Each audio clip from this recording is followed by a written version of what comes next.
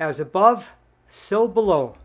The direct neurological link between the cervical vertebrae and the lumbar vertebrae.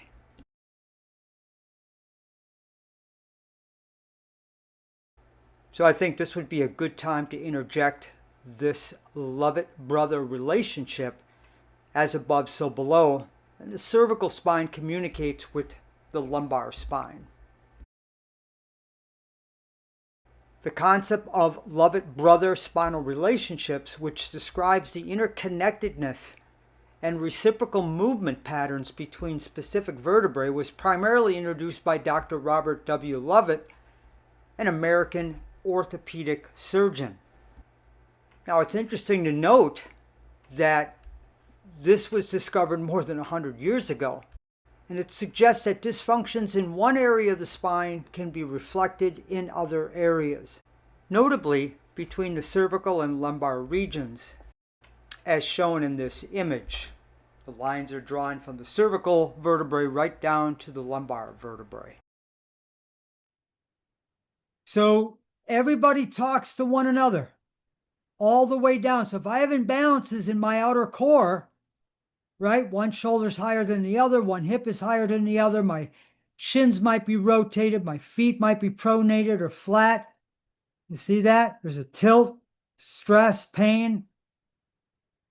If you're coming to me with lower back pain, you have lower back lumbar spine number 1, 2, 3, 4 segments rather, or spine 1, 2, 3, 4, and 5. Each one of those individually talk to one of the cervical vertebrae. So as an example, the last lumbar vertebrae talks to the first cervical vertebrae. So L5 talks to S1.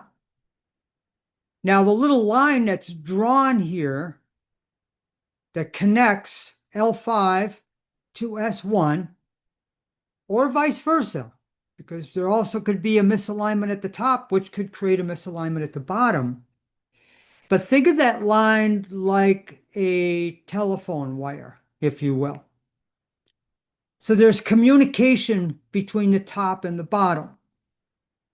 Remember, your body's a cybernetic, bioelectric, magnetic organism.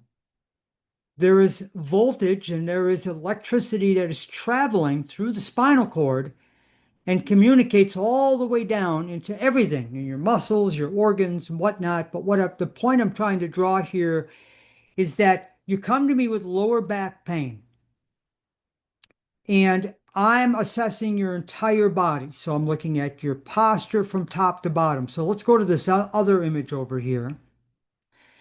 And I see that you have a head tilt to the right, your shoulders low on the left, and you have a hiked hip on the left.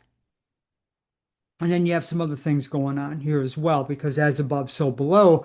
But the point I'm drawing here is I looked at your posture. Now I have an idea where the muscle imbalances are. Then I can identify them specifically and find out which muscles are short and tight.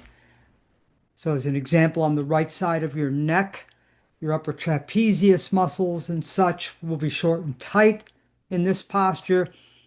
And the muscles that run alongside of your back, the backside, are short and tight because the hip is elevated on the left. These are just examples. So the person says to me, well, I have pain in my low back. Why are we looking at the neck? And I say, well, the site of your pain is not always the cause of the problem. And in addition to that, I have to look at the other parts of the body for other misalignments and imbalances. And I refer to that as taking a regional interdependence look at impairment. So we go back to this slide, and we look at the impairments in one area of the body can affect movement and function in another seemingly unrelated area. Right? The body only recognizes movements by way of patterns, not just individual muscles. And that's why we're not just looking at your low back. And that's why this approach that I facilitate in my practice, this is why I do that, and it's how it's worked.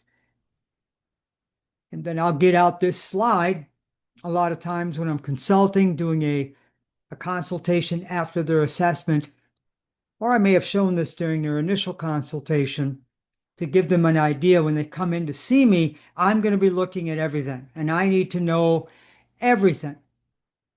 So if your cervical vertebrae is out of alignment because you have low back pain, I need to know that and we need to address that. That can't be left on the table, if you will. And vice versa. If somebody comes to me with a cervical issue, I'm looking at their pelvis misalignment down below because they're all communicating. This column, when one part of the column shifts, the other part will compensate. That's why I look at the entire body, correct the whole pattern.